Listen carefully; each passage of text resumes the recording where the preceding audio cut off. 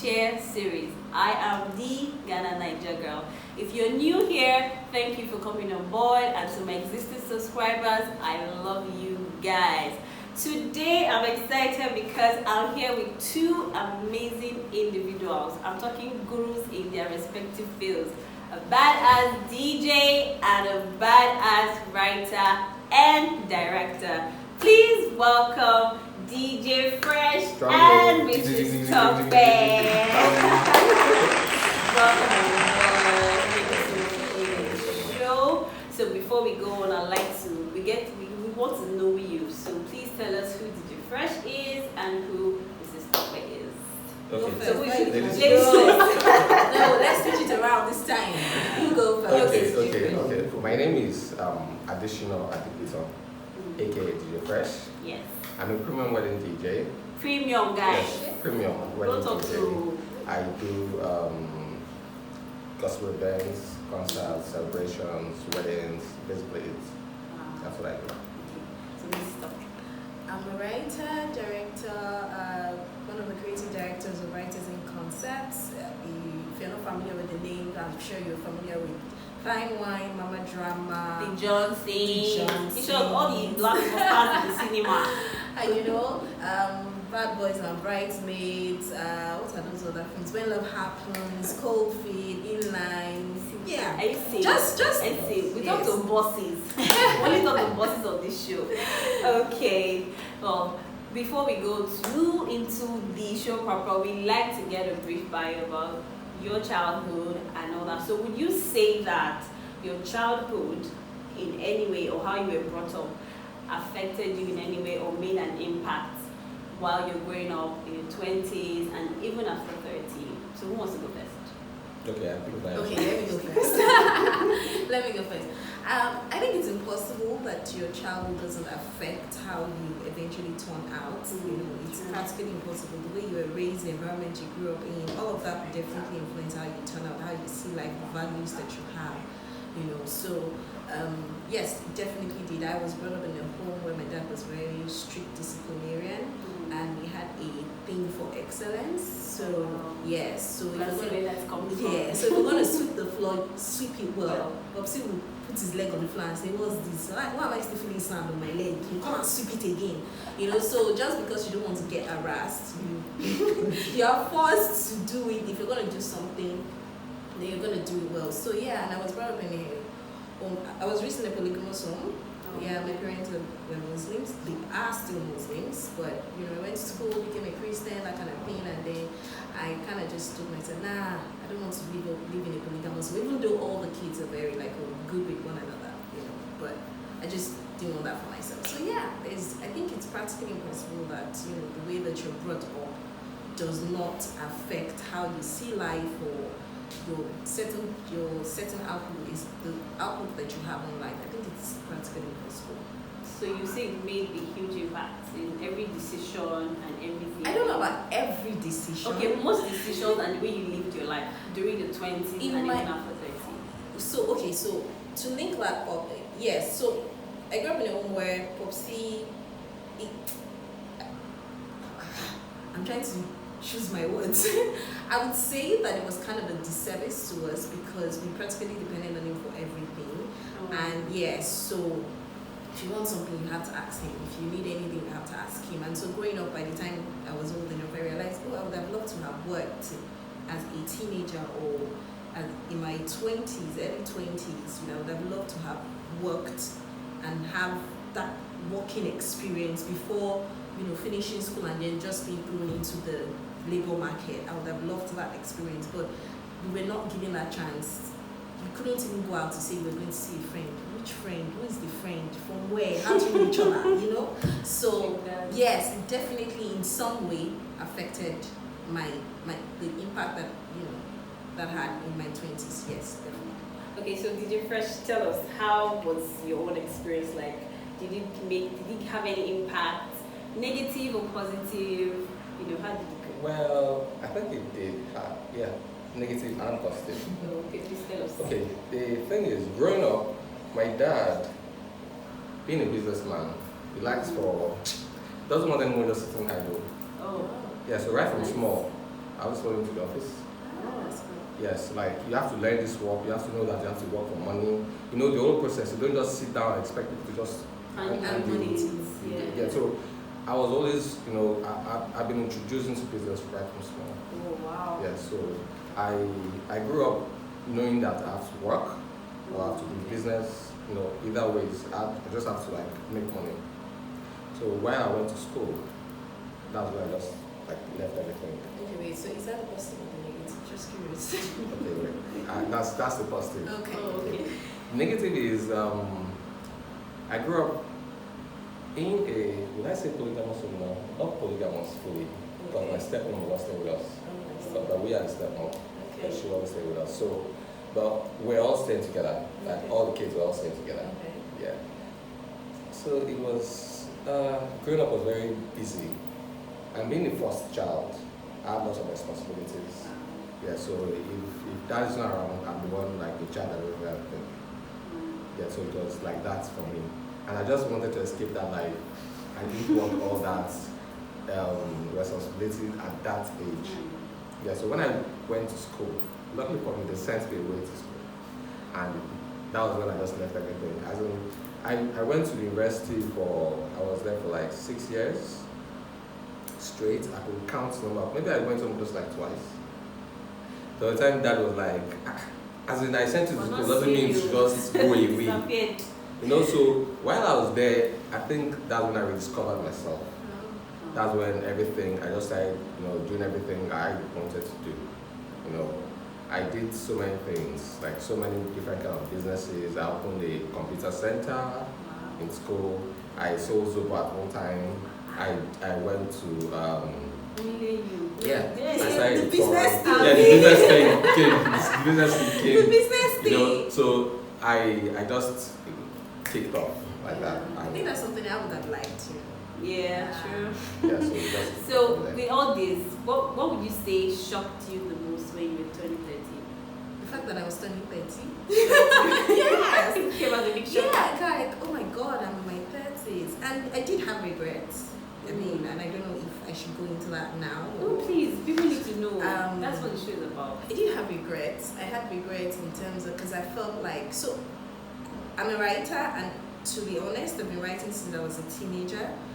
But like I said, I didn't have that business acumen, you know, that your dad trained you with, like, you know, just trading value for money. I didn't quickly get that knowledge, so that kind of impacted on my ability to be able to say I have this gift and I want to trade with it. It impacted on that. I couldn't do that quickly, so I was out of school. When I finished school, I knew that I didn't want to work in a bank or work in a call center in a telco company, which was what most of my colleagues were doing. And I didn't want to do that. I knew I didn't want to do it. I was not in any way of going to go for the banking industry. Yes. So I finished school and I was kind of thrown like, okay, what am I going to do with my life now? Knowing that I knew what I did not want to do, but I wasn't quite sure what I wanted to do. And I'm already in my 20s, early 20s, you know. So I'm just cruising through life. I eventually got a job at the brands firm, was working there for a while. The pay was okay, but I mean, at that time it was, I don't know, it was not great like that, but it was what was available, and I was grateful for it, to be honest. But then I eventually got the opportunity to go into the industry to, you know, write for AK Media at that time. And then I started trading little by little, but I just knew that I wanted more, like there had to be more, you know. And I wasn't quite sure how that was going to happen. I didn't know how it was going to happen. I knew the writing is what I've been called to do, but I just didn't know how I was going to make this thing, yes, you know, like how am I going to trade this? So for me, that's a major regret, not being able to quickly, business-wise, say that I want to trade the value that I have for money, because what people buy is value. So that was a major regret for me. And because I didn't, some people would still look at me and be like, what's wrong with this for? You know, like, I mean, you've been in the industry for how long, and the things that you've been able to achieve, and I'm grateful for that. But I just think back to, if I had started like earlier, exactly, I would have done more, I would have done way more than I'm doing right now. So that's a major regret for me, not being able to start early enough. I think people should know these things because yes, okay. Now, she had known what she wanted to do, but she Okay. didn't start early enough. Yeah. See, I had no idea. No shocker. Like, no idea. I Oh, you was need just so like, many businesses. yes, and that's all why I was that. just doing so many things. Like, let money just Just come become in. Like, in. when we get there, we will know. You know, I had no idea. So, when I started DJing back in So school. at what point did you start DJing in school? Yes, okay, I was busy with my computer, you know, doing typing and printing for people and all that. So a friend of mine just came. I had this, I organize shows in school. You know, I bring in musicians, artists to come, you know, so that's one other business I do. You know, I get Till free. now. No, back then in Okay. school, you know. So the time I brought in 2-Face, I think, at that time. So one of my friends was like, Fresh, there's this software I have, though, like, you might need it to, you know, sequence your songs, like the artists and everything. And he gave it to me, and I gave it to my DJ. It was not so computer, you know, wise at that time, so I just took it up and I went through it. And like, and I was able to like blend two songs together. Like, so what's this guy even doing that? I'm not even. What's the cocoa about? I said, oh, guy, come take, learn this thing. But like, he's not interested. He likes the hardware he's doing, and I just picked it up. And that was how DJ started. And just like that, he just came in. And Wow. I'm like, okay, I think this is another business. You know? You dropped every other And I just dropped every other thing and I focused on it. And I saw that I have passion for it because I had lots of songs in my head, you know, and then it was easy to just bring them to reality, mixing them together. Did you start early though? Yeah, I think I In did. your own case, did you say you started early? No. Okay, this is it. This is what happened in my own case. So I felt then that was just a passing, you know, that was something to pass time. Oh. So that's a hobby. I didn't think I could turn it into business. You get so after school, I just dropped everything. Oh wow. Yes. Now that I just dropped everything, thinking that okay, let's now face the real world. Let's go into. White collar job. You know, so yeah, I got a job in the bank. I was in the bank for a while. Oh, my dad just called me again. I was like, yeah. I was posted to you at that time at Private, so I got a job there. So I was working there. That was my dad called me again. So what are you doing here? I'm going to be working for the artist. When you have business, you can be doing it because come on, you know, because you have this business. I was like, I didn't want to. I just wanted to just, you know, work, get paid at the end of the month, and I'm like, no. So when I moved back to Lagos, I got back into business. I realized that fine, it's easy to just chill and get that salary, you know. But then, before the next month's salary comes, you're already planning, you know, you're already, there's no other source of income. Such as it's common to man. Yes, exactly. I was like, okay, you know what, let me see if I can juggle both. Okay. Yeah, so. And that was how DJ started. Yeah, no, continued. Oh, but yeah, Yes. continued. And I didn't continue until I was after 30. Oh wow. Yes. When I realized that, okay, this business is becoming very thoughtful and I'm becoming too stressed. I need to do something else that I find joy in doing. Yeah. I enjoy doing. And that's why I think that's what it is, because if most people are working where they're not happy, doing things they're not, and it's frustrating. So I think it's a good thing though. It's really good. So these are your shockers. So what excited, do you have anything that excited you the most when you were 30? What excited me the most was the fact that it was not too late for me to go back to my DJ. Although people then were thinking, Fresh, are you sure you can still, at that age, blah, blah, blah, blah. I just didn't even care. This is what I wanted to do, and I went back into it. And surprisingly though, people that I thought then at that time were like, okay, because I knew people in the industry, I thought that it would be easy for me to just go back in. No, it was shocker for me, because then, none of them turned up at all. So, God just sent people my way. Like people that I least expected just came my way. They are going to get here. Okay, so the first party I ever did when I got back was my pastor's birthday party. Yes, and that's where he told me that you were made for this. Wow. And that's it. So ever since I just get, wow. You know, yes, now premium DJ. Yeah. And if it's not your party, you're not doing party. You just know that one. If DJ Fair is not there, you're not started. That's okay. Oh, That's so cool. And I've been on platforms that I never thought I would get to. I've been on MTV Base, on City. You know, I've done international shows. You know, the key thing is believing in yourself. Yes. Don't let people project their fears onto you. Just do what you have to do. Actually, true. Okay, so with this now, there are lots of people who are trying, who are doing these things. I have a lot of them. So I always tell my guests, what would you tell those people that are really trying, but it's not working, or they just have so many responsibilities, you know, weighing them down? What would you say to those guys?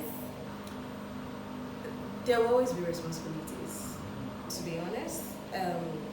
Even the people that you think that are way over there. I was talking to somebody recently and I said, nobody in this world has everything that they truly desire, no matter how rich you think that they might be, or how perfect you think that their life is. If you ask them, there is something that they desire that they don't currently have. And that's the truth. So there will always be responsibilities. There will always be bills to be paid. There will always be, there are just certain things that, as far as you are living, is a constant. It's a constant. Challenges and opportunities are one of those things. You will, in this life, have one or two challenges. It now depends on whether you see them as challenges or you see them as opportunities. So, irrespective of where you are at, first of all, I think be grateful for where you are, because trust me, there's somebody out there who wants to be where you are. That's the truth. So you might think that, oh, I don't like my life, or things are really tough for me, or what have you. Trust me, there's somebody that things are tougher for out there. So you be grateful first for where you are, because I think that it's about perspective. It's about how you are seeing where you are at. If you look at which is something that I struggled with. I mean, a lot of people see me and they just think, oh, Tope is very confident, Tope is very smart, Tope is very, you know. And I laugh sometimes because I tell my husband, I'm like, people have this, you know, people have placed me on this pedestal, like, well, this is where Tope is. But Tope sometimes have insecurities. Tope sometimes have fears. Tope sometimes have low self-esteem. I deal with those things too. And I don't know, people just think, oh, it's just a breeze. No, there are certain things that I also battle with that I'm like, okay, Tope, you need to step up, or okay, you need to deal with this thing. So, irrespective of, no matter how strong you are for other people, every strong person still needs somebody to lean on. Every strong person still needs somebody to be able to cry to. Every strong person still needs somebody to be able to talk to. So, surround yourself with the right people. That's another key thing. First of all, be grateful for where you are, be content with where you are. Second, change your perspective. Third, surround yourself with the right people. People who will encourage you, people who will support you, people who will hold your hand if you're going through a hard time, people who will tell you not to give up when you're ready to give up, because those times will come. It will come. Yes, those times will come. But the important thing is having people that can help you in those moments. So I think for me, I don't know, did you fresh? Okay, one thing I will just add to it. Those times really don't last like that. True. They will come, but they don't last. So, just hang in there. Okay, so this question for you, TJ, because you did all the business and everything. So let's talk about finance a bit. In your 20s and even after 30s, managing finance, because everything sometimes boils down to this. Let's not relax. Yes. We put pressure on ourselves because we have not made money or we're not in that. So what would your advice be, and what were the things you put in place to, I don't know, maybe manage your finance, or how did you deal with finances in your 20s and even after 30? Okay. Very good question. Yeah, very. Now, what I would tell people that are not 30 yet, any money you make, anyhow you can, try to save or invest. You get?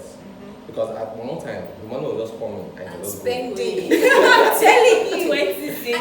I was not thinking of the future. I was not even thinking. I just felt it just keep coming like that, and we just keep, you know. It's never really like that. It's never really like that. And I say a lot of young people do this.